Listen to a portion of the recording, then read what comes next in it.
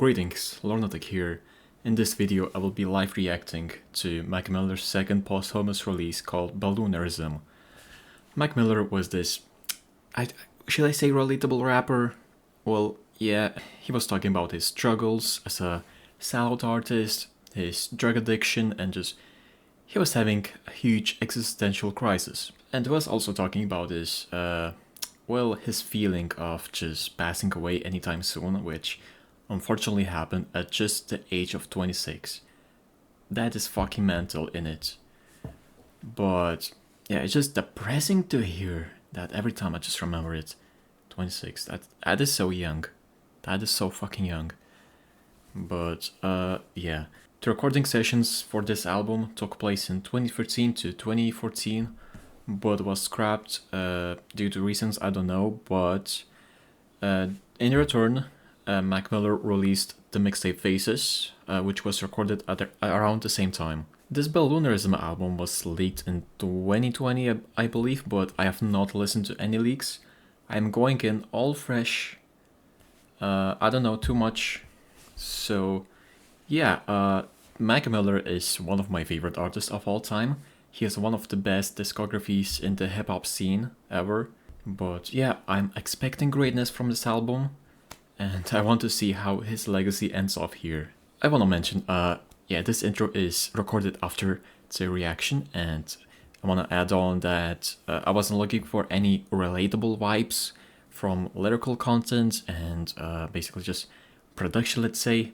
I was assured that, like, yeah, the production is gonna be peak because Mac Miller self-produced most of this album with the help of the bassist Thundercat and other people that I don't know. But yeah, here I try to understand Mac Miller's mindset while he was going through substance abuse and chronic depression during Balloonerism recording sessions. Basically also questioning his life existence, fame as a sellout artist. You might not see too much movement from me, like bumping my head, nodding, I mean.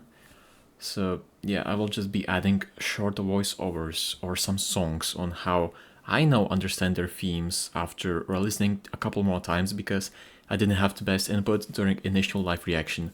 So yeah, enjoy watching the live reaction. First track is called Tambourine Dream. It's 33 seconds long, and I think it's just an intro, like an instrumental intro or something. So we're just gonna keep it playing to the second track called DJ's Chord Organ featuring SZA. I'm excited to hear this feature. I think it's an old SZA feature, and I have never listened to her old stuff. Only Control and SOS, and also Lana. So, holy shit, that's... what the Smart Shuffle, fuck off. Anyway, yeah. I'm recording... Oh. I was about to record without any volume. Holy shit. Anyway, oh my god. Why is it not playing? So it's just tambourines.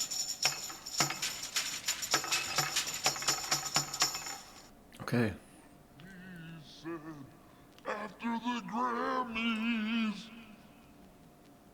The intro of this song is quite long. The impression I got from it is purely to build up the atmosphere for this entire album. SZA fucking killed it with her heavenly vocals, and also to add on, this song was made using the chord organ of singer-songwriter Daniel Johnston, which Mac acquired in 2013 after becoming an executive producer of Johnston's biographical film when he donated $10,000 to the film's production. Yeah, 5 minutes long. I expected a lot lyrically, but this song is more like just building atmosphere for the listening experience. So I didn't get too much out of it, like lyrically. Yeah, not a lot of input from Mac, vocally, but he produced this song. So yeah, it's not a skipper. Beautiful song, instrumentally, and SZA also delivered with her feature. Still, I have yet to see Absolute Cinema. Right now, I can't really say anything, because, well, I rate finished experiences. I'm only second track in, so let's play the third track called "Do You Have a Destination?"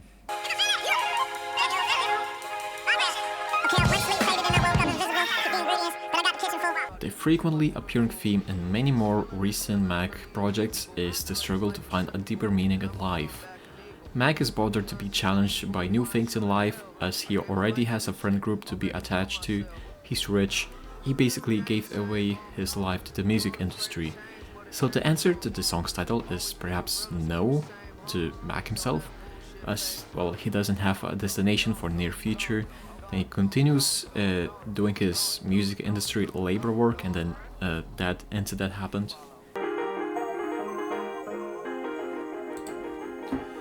Okay, that was track 3. Do you have a destination? And no, Mac Miller doesn't have a destination. Neither do I.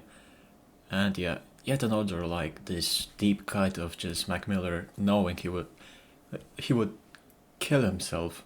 Next track is called $5 Pony Rides. This released as a single last week, but I specifically didn't listen to it just for this reaction. So is there any more info? Oh, this was the last song recorded in the March 2014 sessions. Is that the last session? Oh.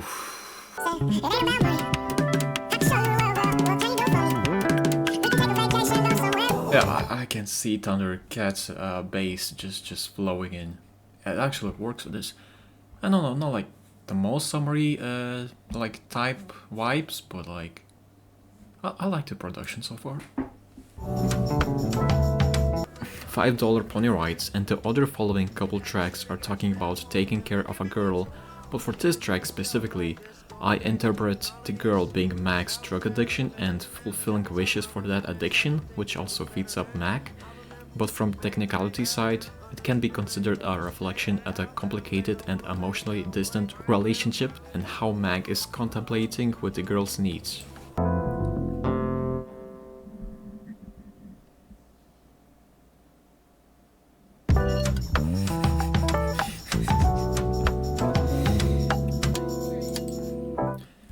Shit, okay, that was $5 Pony Rides. Okay, the production is so simple. I still fucking love it, and also that little just break. that is so cool. Yeah, that is a cool reflection, a cute one, I should say, to Mac Miller's relationship. Yeah, I mean, again, I don't have too much to input.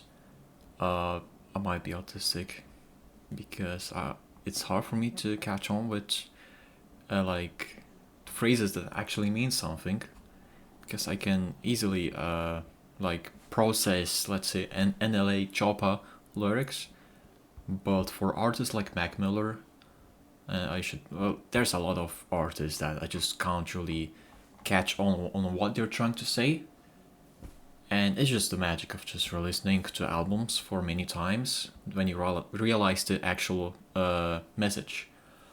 But yeah, I don't think there's too much into this really. Next track is called Friendly Hallucinations. Thundercat also produced this. Okay, let's begin. Can you hear the whispers of an innocent, ignorant child in the ocean? Get to swimming or drown.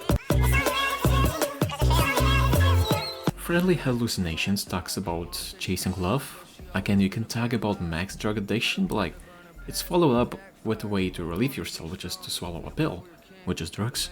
So I would assume it's about a girl.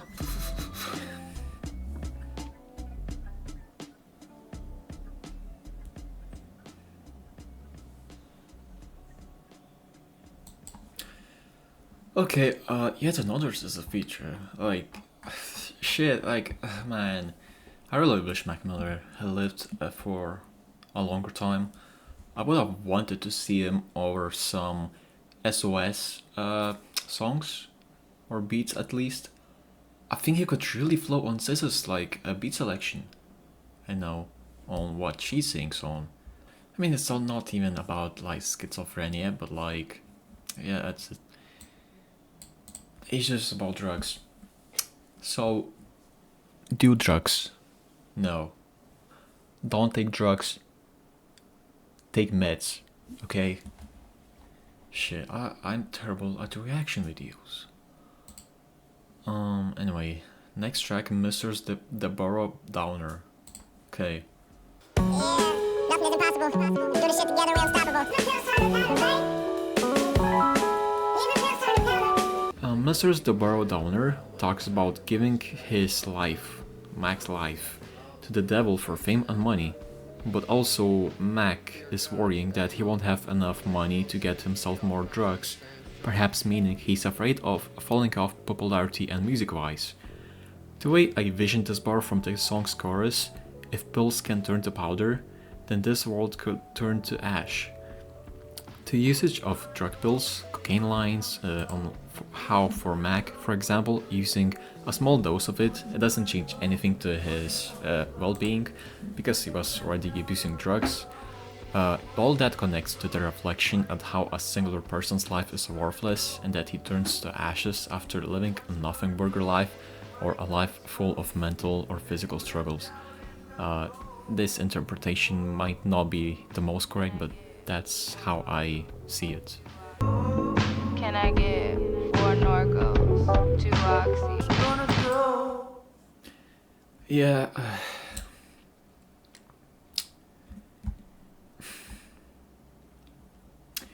Man, he knew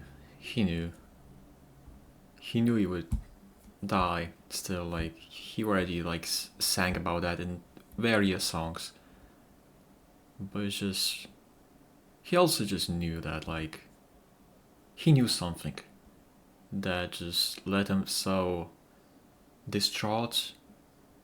Not like distraught, it's like he was struggling from something that he knew. Man, I'm just pissed. Next track called Stoned. Let's go.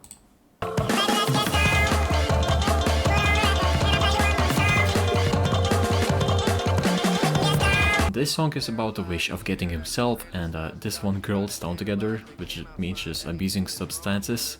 I couldn't add too much onto it. It's a cool, catchy song. I really like the guitar riffs on the chorus. Yeah. So, yet again, this song is, well, about a girl that is using drugs to relieve herself. And what I gathered from this also is just, I guess, just having fun with someone who is not, like, in the best state physically. But again, like, as he fucking states, heaven feels just like home. Shit, I also like the production, especially the guitar riffs on the chorus. Next track is called Shangri-La. Shangri-La. Driving up to Shangri-La to get my meditation on. I was thinking Lamb of God, she was thinking Saint Laurent. She's selling pussy on Millionaire's Avenue. Paper's not the problem, spending money, always casual. To those who don't know, Shangri-La is Rick Rubin's studio home, and it's where Mac Miller stayed to, I would assume, record some of Balloonerism tracks here. He would play the piano here like every day, and I assume he rehabilitated himself from overusing drugs again. I don't have much to add onto this track really. I am getting ready to sign my life away. The weather's nice today. What a perfect day to die. She killed herself, but she'd rather get married. There's coconut vodka, but she'd rather have cherry. I wish my drug dealer took the Air Max. I'm getting ready to sign my life away. Well, I wanted to say it's like a double entendre. Entendre? Can't spell. Just like signing his life away is like, of course, like signing to a major label. And, well, not saying it in the negative way, but like, the state releasing his music, so it's like they're benefiting from him. Well, I assume they still give money to his family, and yeah, they better should. Yeah, somebody died today. I saw his picture in the funny papers. Didn't think anybody died on a Friday. Drove off the bridge to his wedding song. Blew out the bass in the speakers. You can still hear the truck going. Pay my rent by Tuesday. I bet I'll be rich by April Fool's Day. I really liked the duality of writing on this track. I will later speak on this song briefly in the live reaction. It is one of the best tracks on this album.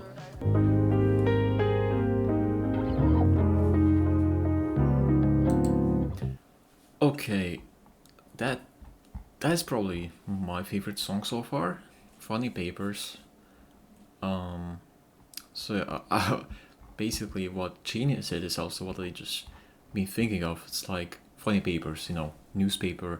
You see both negative shit like somebody dying on Friday, which Mac Miller passed away on a Friday, which is fucking mental. Well, it's 1 in a 7 chance, and he got it. I don't know how he got it. And also some positive shit, like somebody giving birth to a baby boy. But yeah, it's a cool introspective song. My mother is in a fucking call talking about some work shit, and I'm very fucking distracted. But that's all I have to add on for Funny Papers. I think that's the best song so far lyrically, and just yeah. Next song, Excelsior. How do you pronounce it? Excelsior. Let's go.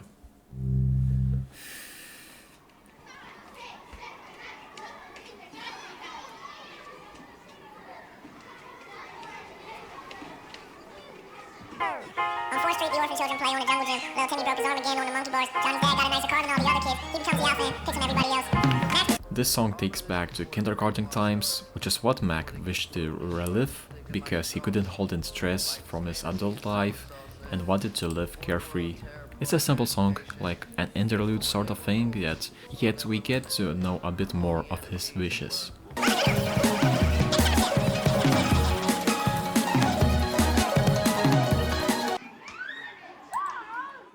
So it's called Excelsior.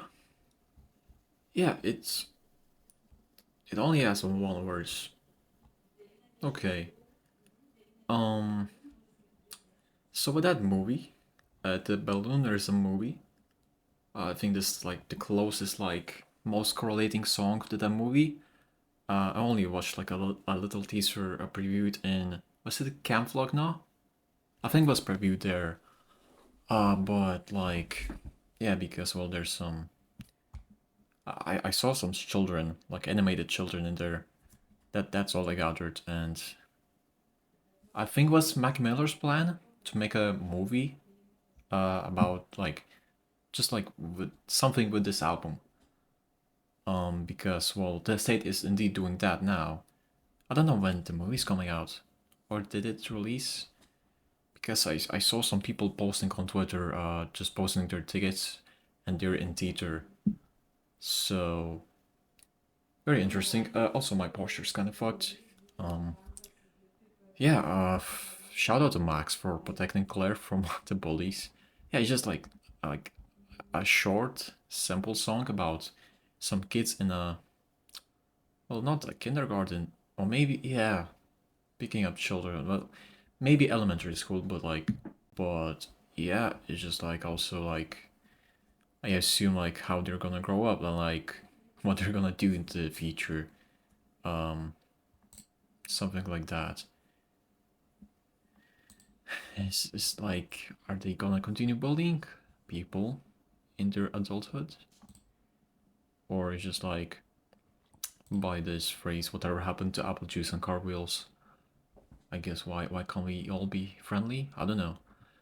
Next track is called Transformations, featuring a Mac himself as Delusional Thomas. Okay. Okay, shit. The last track is almost 12 minutes long. Is that the longest Mac Miller song ever? Oh shit. Just kidding. But everything I do features news. That's how we fucking great, bro. You know what I'm saying? Hey, those hip hop. Alright, type that bigger, like black trigger, boom, I shit up, come up like a reverb. I bought myself nothing from this track, just a little funny interlude under the name of Mac's alter ego Delusional Thomas. It's the only skip for me of this album. Save the drama, feel. Just like you love football and lesbians, Delusional Thomas is fucking tapped in. I'm telling you all, football is the best sport and lesbian is the best thing in the world.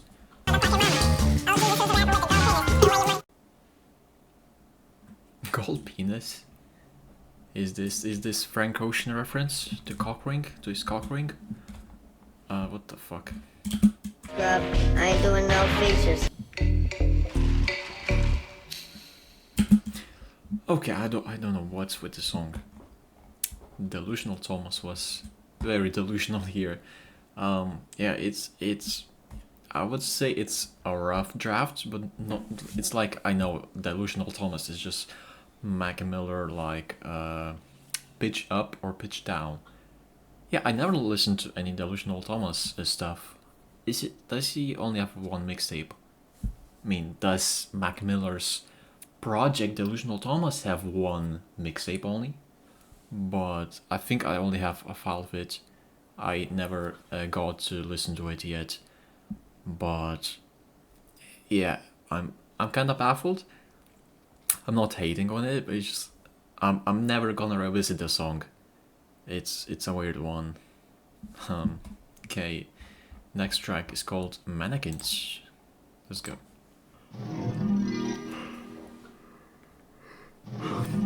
I'm so sleepy, holy shit.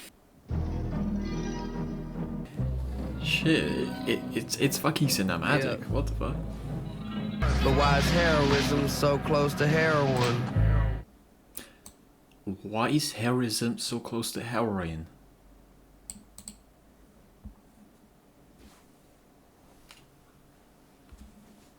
I will let it sit down.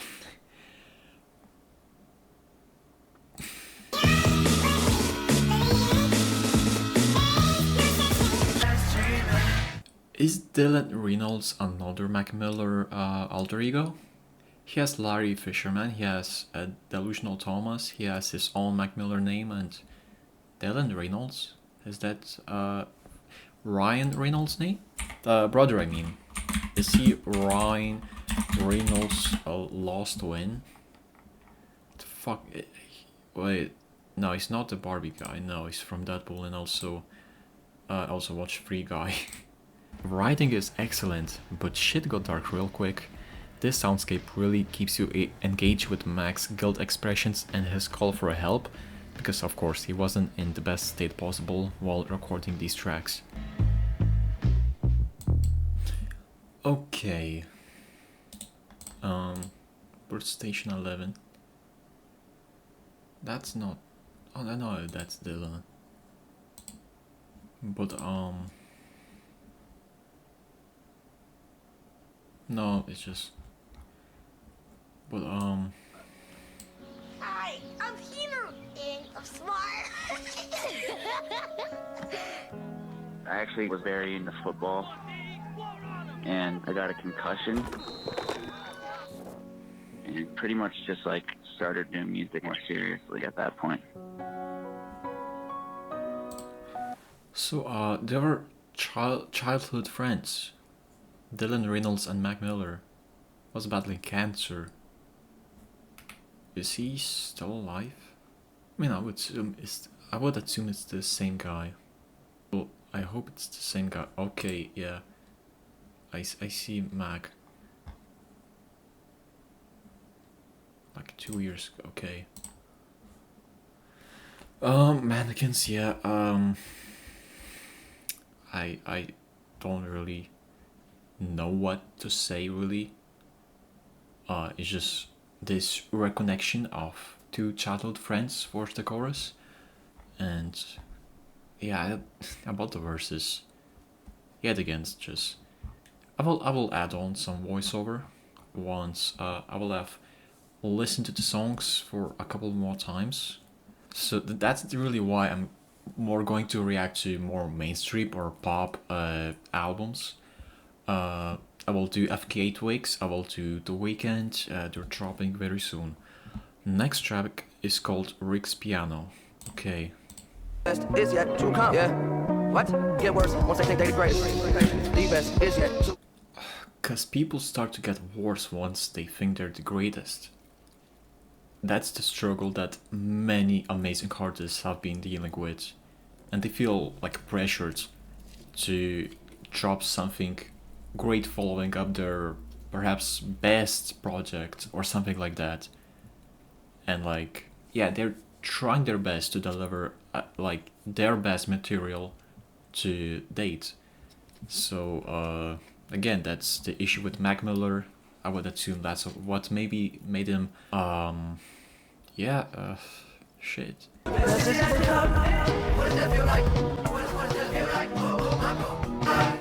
Shit. Shit. Shit. Shit. Shit.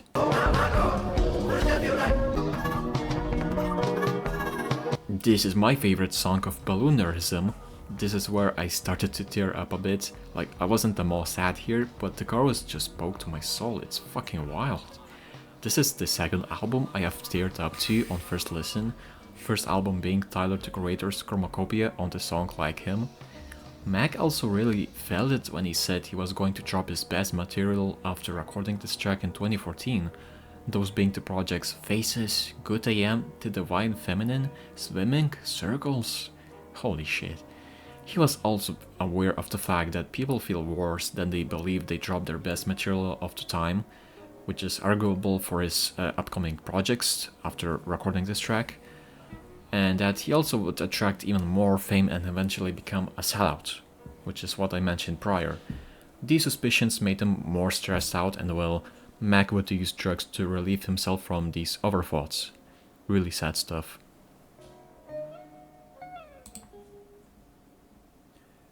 That was Rick's piano. It's such a dark fucking song.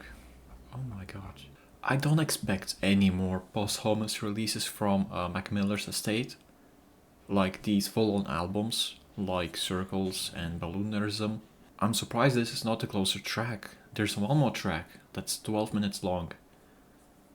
And it's just... It kinda got to me. It's just like... The production is so fucking depressing, and also the chorus. What does Dev feel like? And why does Dev still alive? It's...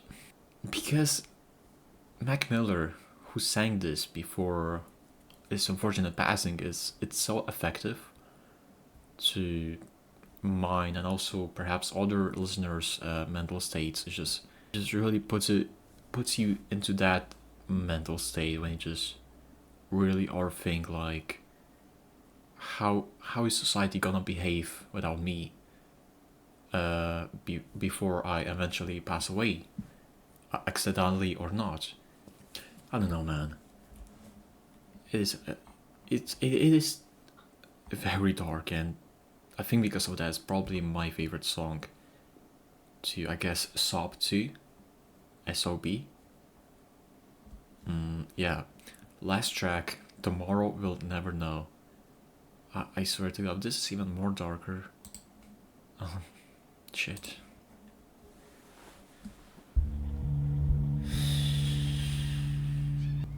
Is this gonna be his magnum opus? Oh god. Oh my god. What staring back doesn't please you. Man don't believe you. He sees through the lies that you tell. When God will just listen and give you a break. Shit, my eyes were... Oh god. That production... It's so fucking menacing. It just puts you into this like... Either like very open or just closeted space of emptiness. Like, he's just building this atmosphere of like, well, how I imagine in my own head, in some sort of lake, not like in a cave, and you're surrounded by nothing, but just like plain terrain, like how you said it, lake's frozen lake, and just surrounded by nothing. It's also that space where you just question your existence. Brother, at this, just of 1 minute 29 seconds, this could be the best Mac Miller song, or just the darkest one.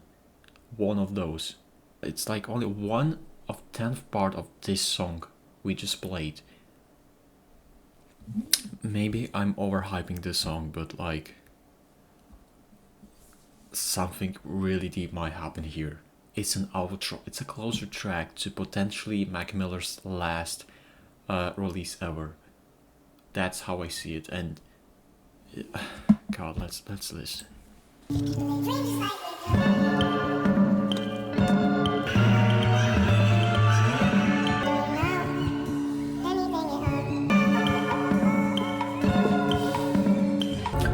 I also want to point out the children screaming, playing in the background. Also puts like just this really sad undertone of like, yeah, well, it's just only because of Mac Miller really passing away. There's so many creative, how do I say it? Creative ideas, not ideas, choices. Yeah, creative choices, especially after Mac Miller's passing, that they feel even more darker. And not just talking about, like, I guess lyrics. Well, yeah, that's self-explanatory. But like some productions, some Mac Miller's flows, the choruses, etc., they feel much darker.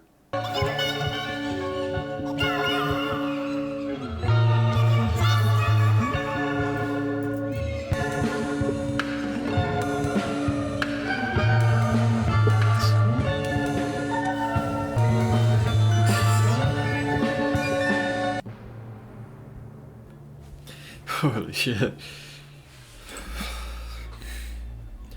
There's 5 more minutes of this instrumental. It just really puts you into that like big perspective, like how Mac really wanted to fucking stop his drug abuse.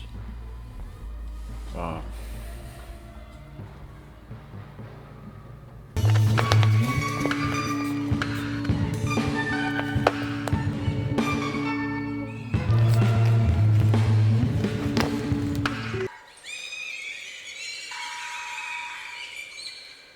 This 12-minute long song is a reflection at Mac's mistakes, depression, lifestyle, his entire lived life through a small piece of lyrics set over this amazing yet so depressing instrumental.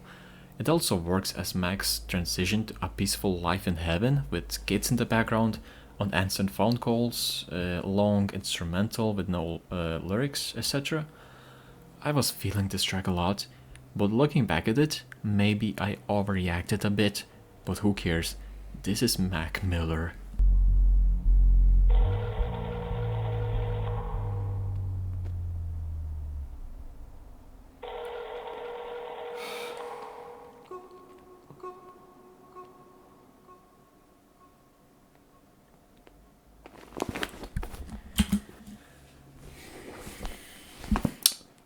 Yeah, that is a fucking wild song, and also just 3 minutes of the phone calling sound with no response. Just like Mac Miller not responding to anyone while he just accidentally overdosed. Just really makes you just like, it really just gives you like that crazy perspective. Just really like after this sign of like realizing that he fucking died from overdose, when Mac Miller actually just wanted to change his lifestyle for the better.